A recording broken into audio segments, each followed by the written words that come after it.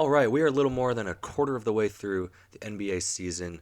Your Sacramento Kings currently sit at 14 and 9, fifth place in the West, looking pretty good.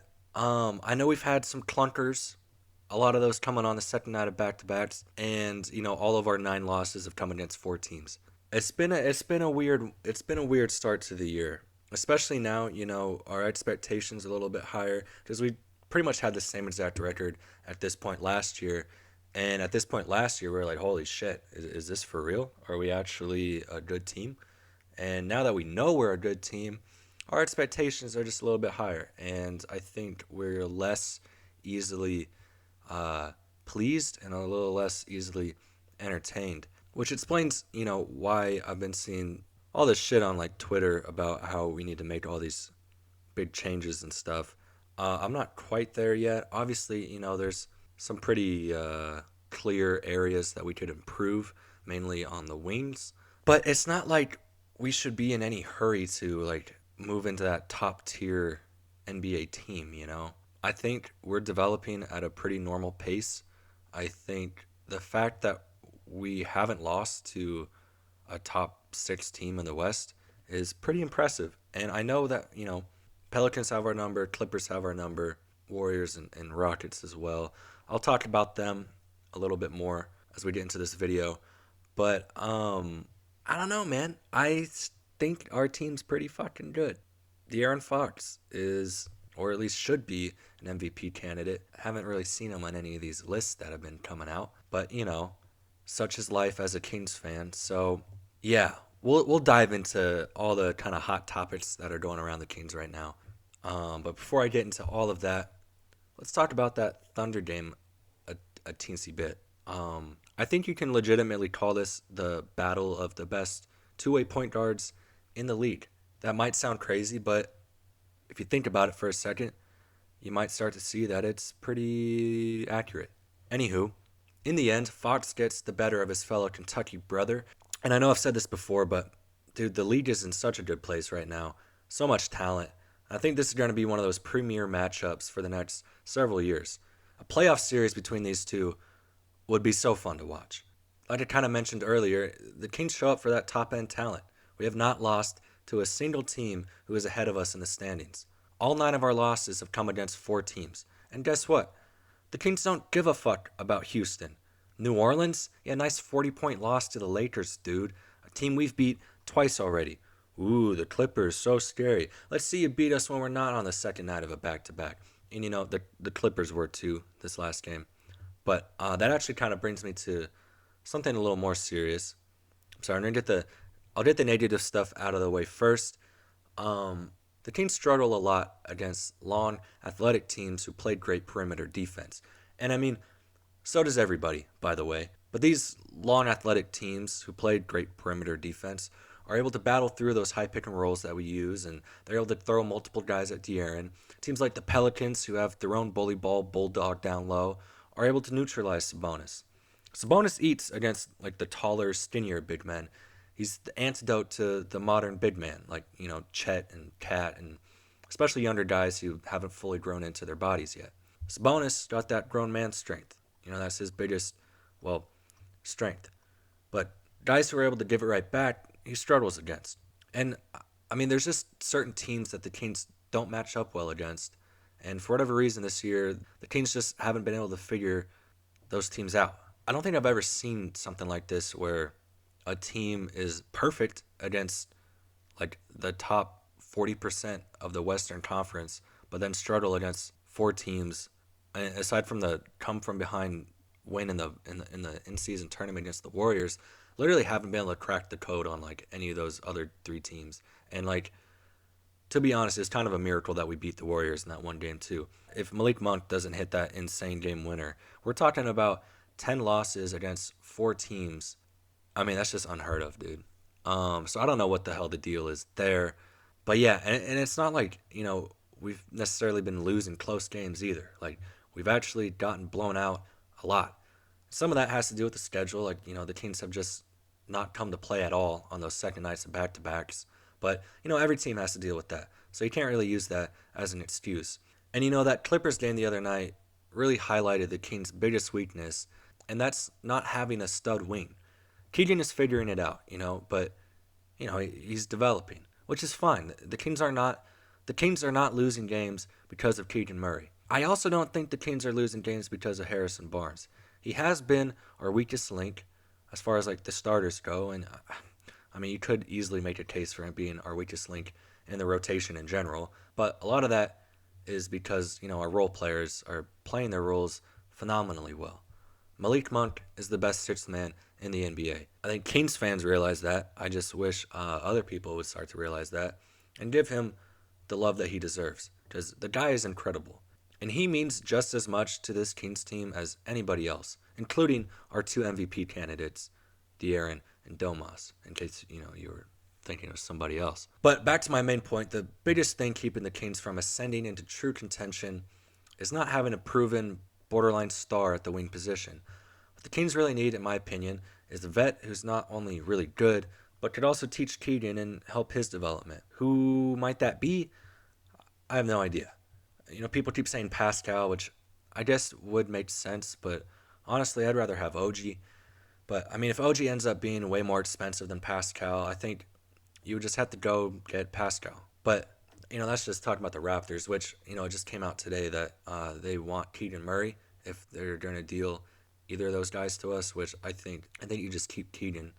He's also like our best defender, and I don't think it would make sense to trade away Keegan, even if it's for like OG, he's a better defender than Keegan, but then like it's kind of like one step forward, two steps back there, in my opinion.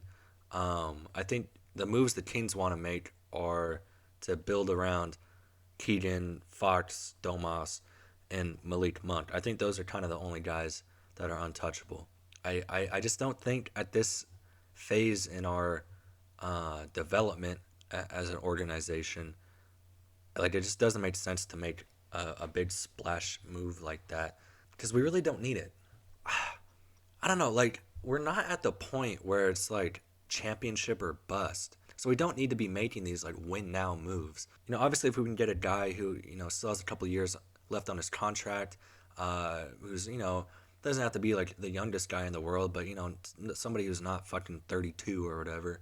Obviously if we can get a guy like that for like a good deal and we think we can extend him, then yeah, make that move. But like, we don't need to be trading away like hella picks or fucking Keegan Murray for a guy who isn't like incredibly better. Like OG and Pascal are better than Keegan Murray right now. And they could end up being better than him in the long term too. But it's just not like that's just not a move that smart organizations make, I feel like. And believe it or not, the Kings are a smart organization all of a sudden. Thank you, Monty McNair and Mike Brown. Gotta give you credit. I guess Vivek, you gotta throw him in there too. But that was a lot of words to just say that I would love OG and Pascal as long as Keegan Murray is not included in the deal. Another guy who I'd love to see on the Kings is Alex Caruso. And I really think him and like OG would help us the most. But, I've heard stuff about OG, how he wants to be the guy on a team. So, obviously Sack wouldn't really be a good fit for him if that's how he's feeling. But I feel like you could throw Caruso on like any team and he'd help them out a lot. Dorian Finney-Smith is another guy who's been thrown around, but I feel like I haven't seen the Kings attached to him anywhere. I think that's like all, Kings fans or just hoops fans in general thinking about who would be a cool fit on the Kings. And then another guy who I actually just saw today being linked to the Kings was Lauri Markkanen, which, I mean, holy hell, that would be such a good addition to this Kings team. If you had Fox, Keegan, Monk, Domas, and Lauri Markkanen as like your five best players, I think that's a contender, like a legitimate contender. Not like, kind of how the Kings are right now where they're like a fun team. That would be still an incredibly fun team, but they'd also like be a legitimate threat in the West as well. I don't know where I'm going to throw this in, so this might be a little bit jarring, but I just finished recording and I realized that the point that I'm trying to make in this entire video is that the Kings are in a position right now where they're a good team, not quite great yet, And I know that's been like Mike Brown's whole talking point this year is getting the Kings from good to great. But like selling our future is not the way to become great, you know? Like we're not at that point yet. We don't need to be making like panic moves. We don't need to, trade Keegan Murray away. There's obviously guys like, Harrison Barnes, Davion Mitchell, Chris Duarte, whoever. Like, yeah, trade those guys away, sure. Nobody's going to fucking want them, for one. But, like, I don't know. I think Kings fans really want to see us go get, like, a star. But I think the price of getting that star might be too high right now. And the last thing I want to see us do is, fuck up the good vibes that we got going right now. And I'm not saying that that's like Kings fans who have been like vocal about wanting to trade for somebody. I'm not saying that they think that we should like. I'm not saying that they think our team's trash or anything. But like we don't need to make win now moves because we're not in a position to win now. I think we could like go on a run in the playoffs, sure, like surprise some people. I don't think we're a championship team though.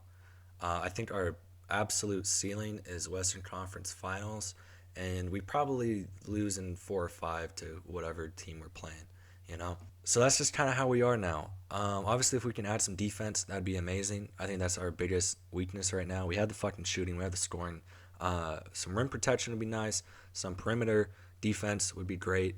A backup point guard would be sick. Although Keon Ellis had an amazing game, I don't want to get like too high on him after one game. Although he has been very good, and when he sees significant minutes on the court, we're 11-2. So that has to mean something. That can't just be a fucking coincidence. And then Malik Monk too. Like I don't know if he's our backup point guard, backup shooting guard, but I mean he's like our third best player, so it doesn't really fucking matter what position you want to call him. But having a guy to come off the bench next to him who like is more of a floor general who could play some better defense would be sick. But I also don't know who the fuck that would be unless it's like the guys I mentioned like Caruso or OG. But I really do think that the price to get those guys would be really fucking high. And I'm not scared to like throw picks away. That was a bad way to say it. Trading away, I'm not afraid to trade away picks because most of those will probably be in like the low to mid 20s. I don't know, man. Like we have Fox and Sabonis and Keegan Murray locked up long term. I know Fox declined his fucking extension, but he's about to get the fucking supermax, dude. So of course he did. He wants to be a king. The Kings want him to be a king. He's gonna be a king forever. So like, what are we panicking about? We're a good fucking team. We're 14-9. We're fifth in the West, and we honestly haven't been playing that great. But we can hang with anybody. I think we could beat anybody in the league on any given night. So like, why is everybody so upset? I don't get it. Okay, I think I'll let you get back to my original thoughts. Or maybe this is the end of the video. Who knows? I don't know what I'm gonna do when I edit this. But keep listening or watch another one of my videos, depending on where I am in this video right now. Isn't that fun? I think so. Go Kings. Woohoo. Alright. Anyway, I feel like it's pretty obvious that the Kings are still a piece or two away. But I mean, on nights like last night, we looked like we could hang with anybody. And truthfully, like, we can. We've proven that. We literally have not lost to any of the top 5 seeds in the West. We've beaten 2 of those teams twice already. Obviously, it doesn't mean as much when we keep losing to the teams who are in the play-in tournament, but it's also not like we keep losing to teams like Portland or Memphis, Like, the teams that we've lost to are within a game and a half of us, so, except for the Warriors, but they're another one of those teams who just has our number. The thing that's probably been the most surprising for me so far this year is that the Kings are 19th in net rating. We're a top 10-ish team, but almost bottom 10 in net rating. Pretty fucking crazy. And obviously like net rating is not an end-all be-all stat, but I mean, it is pretty all-encompassing, at least, as far as team stats go. But I think that speaks even more to how dominant Fox has been. Without him, we'd be a lottery team. And Fox last night against the Thunder goes for 41 points, 7 assists, and 2 steals. Shot 5 of 11 from 3, 14 of 25 overall, which is good for 56% from the field, 45.5% from three. And by the way, only 8 of 11 from the line. Whereas if we take a look at SGA, who also had an incredible game, he got to the line 18 times and made 16. And honestly, that's not nearly as bad a free throw discrepancy as I thought. And just to kind of prove that it really wasn't that crazy, OKC took 27 free throws, Sacramento had 21. And I know, to start the game, OKC had like 13 free throws compared to Sacramento's 0, which is fucking nuts. Especially when you have a guy like Fox who gets to the rack and is always attacking. He needs to be getting some more calls. It's pretty fucking crazy. The one that like made me jump out of my seat and yell at my TV was when he took the charge and got like, he slid into the hoop and then got back up, took another charge, and then called him for a fucking foul. I almost fucking lost my mind there. He is probably the best player who gets that type of whistle, if that makes sense. Like, for how bad a fucking whistle he gets, how the fuck do I explain this? He's really fucking good, and he should be getting, like, the all-star treatment, like the fucking, superstar treatment. He should be getting some calls, but he doesn't. I don't fucking understand it. He gets called for a goddamn technical, which, honestly, good for him. He definitely has the money to pay the fine, so, fuck those guys, dude. But yeah, a lot of egregious calls in this game. But, yet again, the Kings battle through and come out with a really big win. Malik Monk had another incredible performance. He's a fucking stud. The Kings have to lock him up long term. They just do. This team would not be the same without him. And if he doesn't come back next year, I might actually cry. I'm not joking. And I think Kings fans would riot. Doko would be a goddamn, I don't even know. We might bring out the fucking, those things that the French people use in the Revolution. Guillotine, Jesus, that took me a while to think of. Might bring out the fucking guillotine if we don't re-sign Monk. Just saying, it might happen. Shout out Keon Ellis. I should have brought him up sooner. I feel bad now. He had the best game of his career, and we needed each of those 5 threes from him. 5 of 6 from three-point line. The guy's a fucking dog. He's a hooper, dude. I know I said in my player profile video about him, a couple months ago, that if he was seeing significant minutes, we must be in a pretty bad spot. Couldn't have been more wrong. Hope he keeps it up. He's been a really cool story to follow. Also wanted to shout out Josh Giddey, who dropped 18 tonight. Love seeing the personal growth from this guy. He's really changed his ways. That's been a not so cool story to follow. Love the Kings fans giving him a hard time tonight. I'm telling you, best fans in the world, man. But yeah, man, Kings are good. Until, of course, we lose again, which means they will be looking to blow things up and bring back the rebuild. If we lose to the Jazz, we may as well be the Jazz. Sell the team, turn off the beam, keep Malik, though. But yeah, man, let's beat the Jazz. Let's get a couple wins in a row. I feel like, we've been winning a game. We feel like the fucking best team in the West, and then we lose a game, and all of a sudden it's, we're talking about all the fucking guys on the roster we need to get rid of, and we need to bring in, 3 All-Stars immediately. And I'm here to say, if you've made it this far through the video, I know I've been rambling a lot, I am here to say things really aren't that bad. We're 14-9. We've played 20 teams who are above 500. We've played more road games than home games. And we're 14-9. It's pretty fucking good. And we still have not lost. This is my 10th time saying it. Have not lost to the best teams in the West. So that makes us one of the best teams in the West. And Harrison Barnes is fucking shit right now.